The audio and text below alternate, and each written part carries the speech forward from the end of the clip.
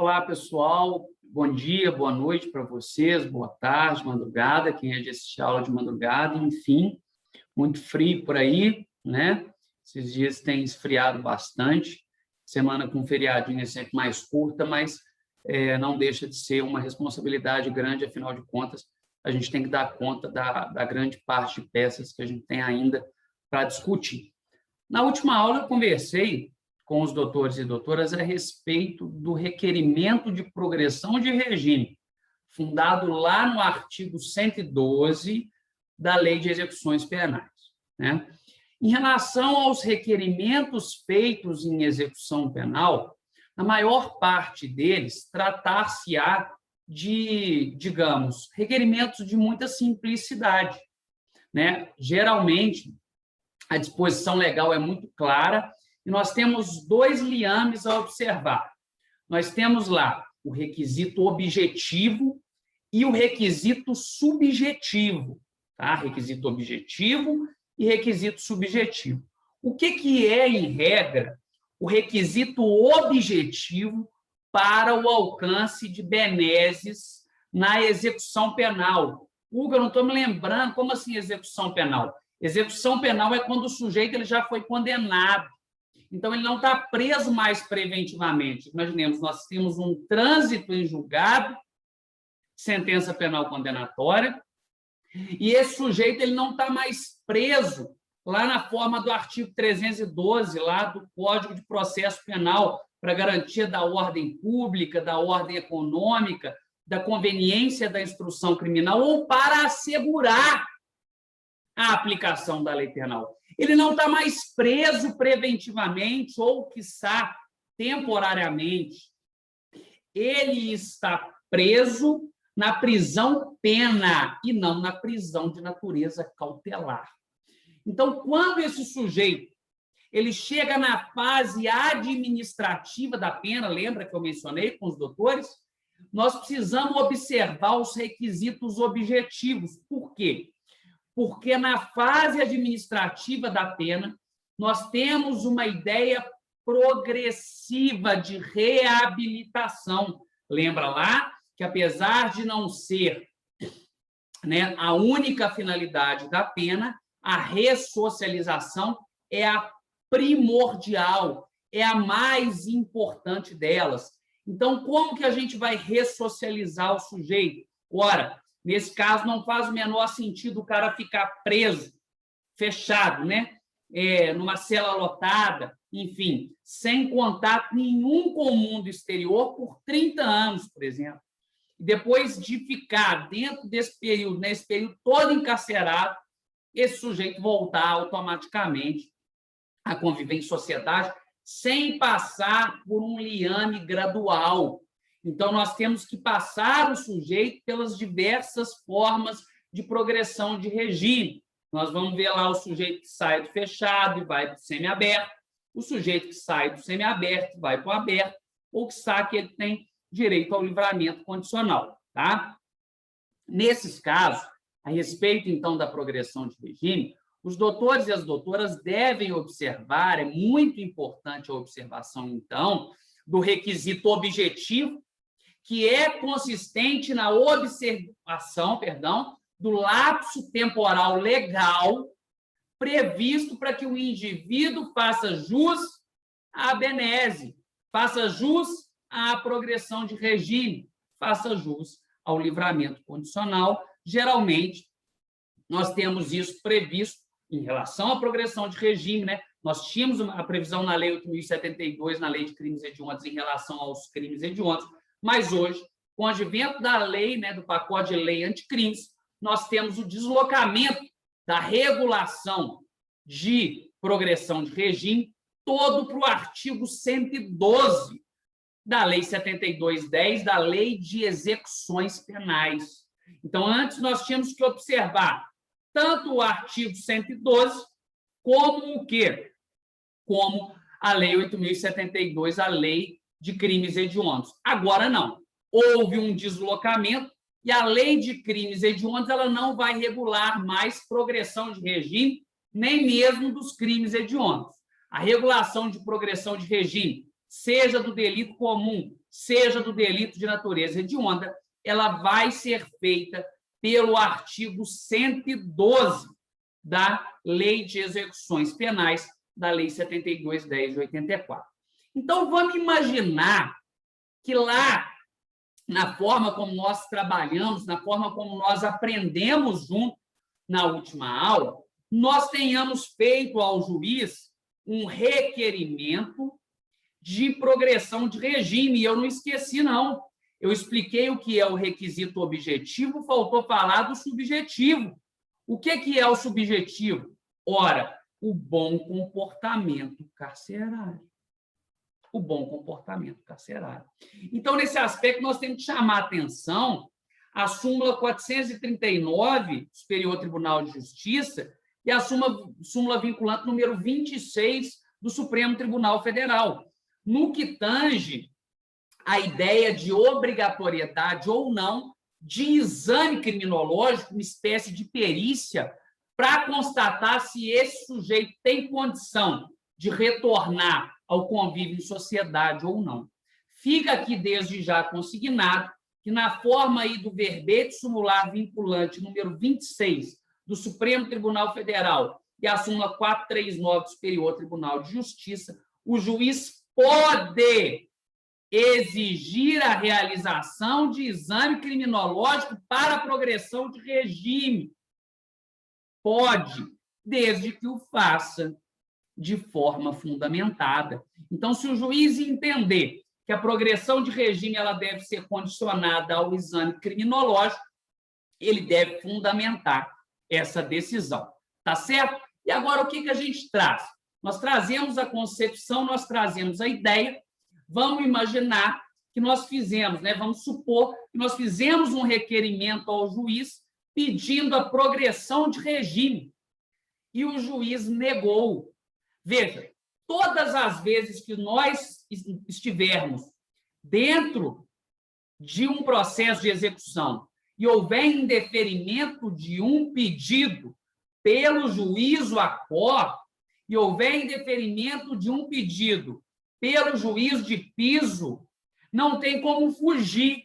99% dos casos estaremos ali diante de um agravo em execução. Poderíamos usar uma reclamação constitucional, violação de jurisprudência reiterada ou súmula vinculante, mas, enfim, é matéria demasiadamente complexa que não cabe aqui, principalmente em relação ao exame de ordem, debater. Então, 99,9% dos casos em que houver um indeferimento de um requerimento pelo juízo da execução penal, qual é o nosso instrumento? O nosso instrumento é o agravo em execução. Onde que está previsto o agravo em execução? O agravo em execução está no artigo 197 da Lei 72.10, tá? Da Lei de Execuções Penais. Em relação ao agravo, tá? Ao agravo em execução, trouxe aqui para nós a ideia, trouxe aqui para nós um enunciado para que resolvamos aí juntos, tá? Os doutores e as doutoras vão ter que ter um pouquinho de maldade. Por que vão ter que ter maldade? Porque esse enunciado é anterior, apesar, né, ser, claro, igual todos os exercícios que nós fazemos, proveniente de um exame de ordem anterior, ele é um enunciado anterior à alteração do artigo 112, ou seja, na data desse enunciado, a progressão dos delitos de natureza hedionda ainda era regulada pela lei de crimes hediondos. Perfeito até aí? Sem problema? Então, vamos lá. Vou compartilhar com vocês a tela para, sem mais delongas, adentrarmos à resolução da questão. Vamos lá. Doutores e doutoras, temos aí uma questão adaptada do 24º exame de ordem, tá? Unificado. Lucas, 22 anos, foi denunciado e condenado devidamente pela prática do crime de associação para o tráfico, previsto ao rigor do artigo 35 da Lei 11.343. Veja, associação para o tráfico. Em razão das circunstâncias do crime, aplicada a pena de reclusão em regime inicial semiaberto, entendendo o juiz de conhecimento que o crime não seria hediondo. Então, olha que informação importante. O juiz de conhecimento, aquele que sentenciou o Lucas, ele já falou na sentença que estava condenando o Lucas por um delito que não era hediondo, não tendo sido reconhecida a presença de qualquer agravante ou de qualquer atenuante. No mês seguinte, após o início do cumprimento da pena, Lucas vem a sofrer nova condenação definitiva, dessa vez pelo crime de ameaça anterior ao de associação. Olha que importante, o crime de ameaça ele foi anterior ao de associação, sendo-lhe aplicada exclusivamente a pena de multa, razão pela qual não foi determinada a sua regressão de regime, porque nós não teríamos ali como compatibilizar uma pena de multa com uma pena privativa de liberdade.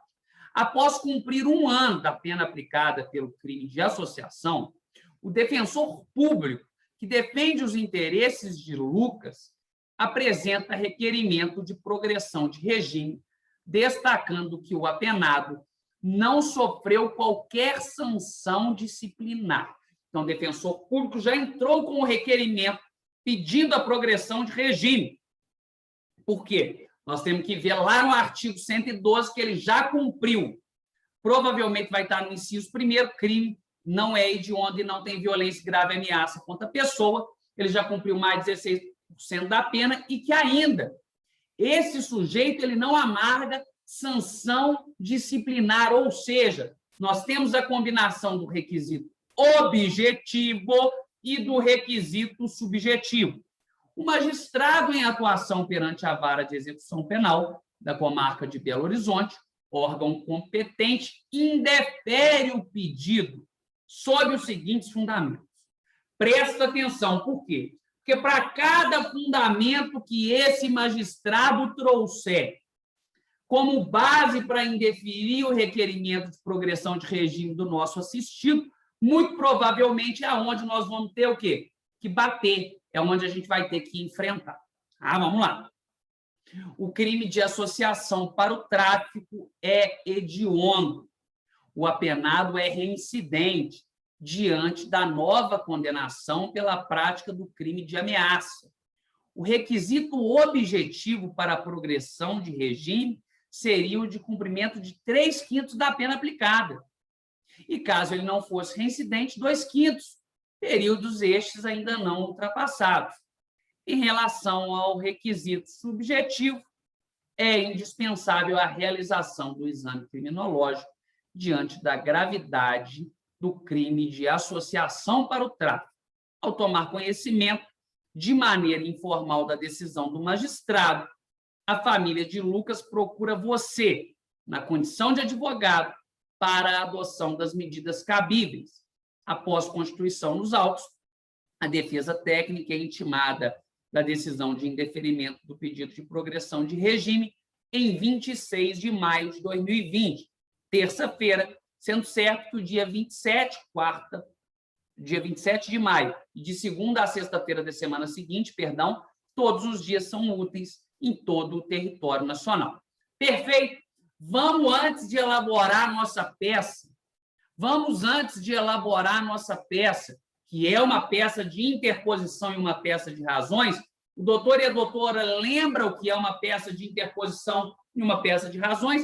Numa peça de interposição e razões, a peça de interposição, nós temos que pedir o quê? Ao juiz que remeta os autos ao tribunal. Juiz, não concordo com o que você falou, quero recorrer, manda o processo para o juízo a qual? O juízo de quem, perdão? Vamos fazer a leitura lá do artigo 197 da lei, compartilhei errado, da lei de execuções penais. Vamos lá. Artigo 197.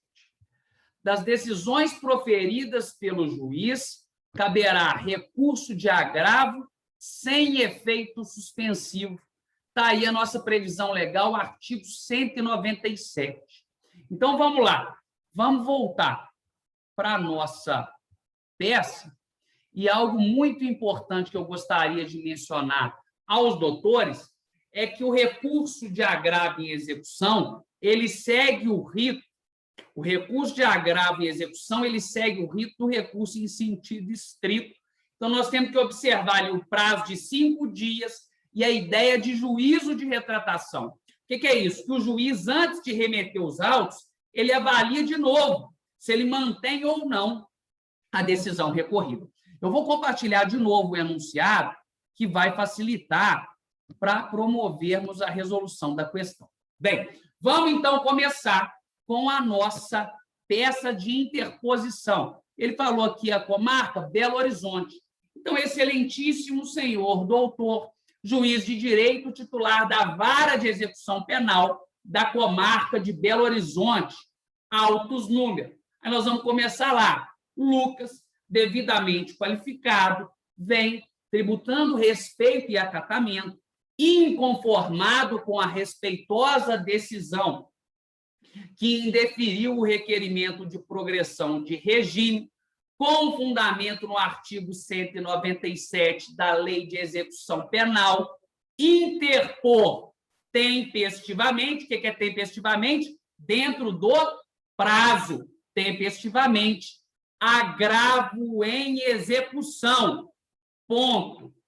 Requer seja o presente, recebido e processado, para, em não sendo o caso de juízo de retratação por Vossa Excelência, promoção da remessa ao Egrégio Tribunal de Justiça de Minas Gerais, com as homenagens e cautelas de estilo, termos em que pede deferimento ao advogado OAB, advogado OAB.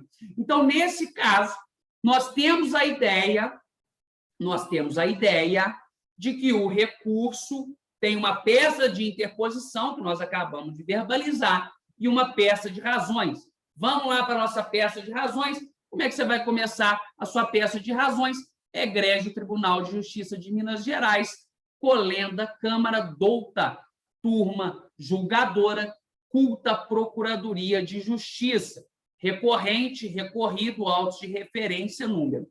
No que pese o brilhantismo inerente ao douto magistrado titular da Vara de Execução Penal da comarca de Barbacena, não merece prosperar o indeferimento do pedido de progressão de regime realizado no corpo dos autos, tá? O que passa, a partir de então, a demonstrar dos fatos. O que você vai colocar nos fatos? Que o Lucas foi sentenciado pelo crime de quê? Associação ao tráfico, a uma pena de reclusão em regime semiaberto, de quanto? Está lá no enunciado, a uma pena de reclusão de regime semiaberto. Deixa eu verificar. Não falou aqui a pena. Perdão.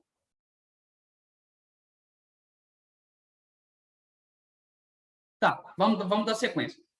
Que ele foi condenado, perfeito, a respeito as iras do artigo 35, da Lei 11.343, associação para o tráfico, em regime inicialmente semiaberto e que cumprir ali 1 ano da pena aplicada.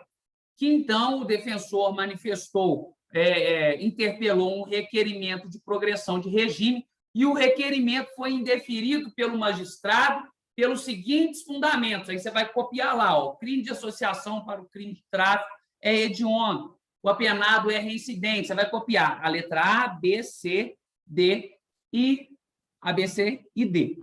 Tá? Você vai copiar todos os fundamentos ali que o juiz trouxe para indeferir o seu requerimento.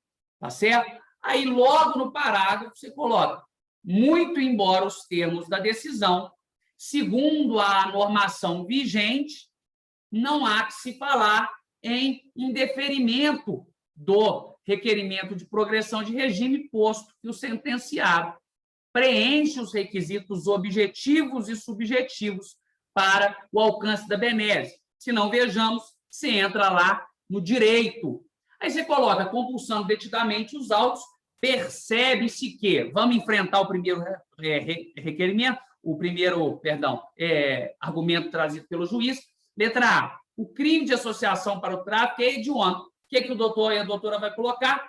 Que o delito de associação para o tráfico não é hediondo, porque não consta no rol previsto na Lei 8.072, não consta no requisito, no rol taxativo previsto na Lei de Crimes Hediondos, tanto assim que o próprio magistrado de conhecimento, aquele que condenou o recorrente ou agravante, constou que a condenação não se dava por crime de natureza hedionda. B, o apenado é reincidente diante de nova condenação pelo delito de ameaça. Sabemos que Lucas não é excelências reincidente, porque na forma do artigo 63 só configuraria a reincidência se a condenação pela ameaça ela fosse o quê? Posterior. E a informação dos autos é clara que essa condenação por ameaça, essa ameaça aconteceu anteriormente à condenação pelo delito de associação para o tráfico. Então, na forma lá do artigo 112, inciso 1º da Lei de Execuções Penais, ele faz jus à progressão de regime, cumprido e verificado, salvo melhor juízo, 16% da pena, bem como o fato de não existir contra ele faltas disciplinares, fazem per si a configuração do requisito subjetivo, ou seja, tornam presumido o bom comportamento carcerário, sendo certo que, ao rigor da súmula vinculante 26 do Supremo Tribunal Federal e da súmula 439 do Superior Tribunal de Justiça, não é indispensável a realização do exame criminológico, devendo o juiz fundamentar essa exigência por outros elementos, que não apenas a gravidade em abstrato do delito. Pelo exposto, na forma dos requerimentos a seguir, a decisão de piso merece reforma. Então, o que você vai requerer? Méritos desembargadores, requer seja o recurso conhecido e integralmente provido, ou requer seja o agravo em execução conhecido e integralmente provido, para garantir ao sentenciado a reforma ou ao agravante, a reforma da decisão que indeferiu o requerimento de regressão de regime, agraciando-o com a benese ou agraciando-o imediatamente com a benese, posto ser inequívoco que o agravante preenche os requisitos subjetivos e objetivos para tanto.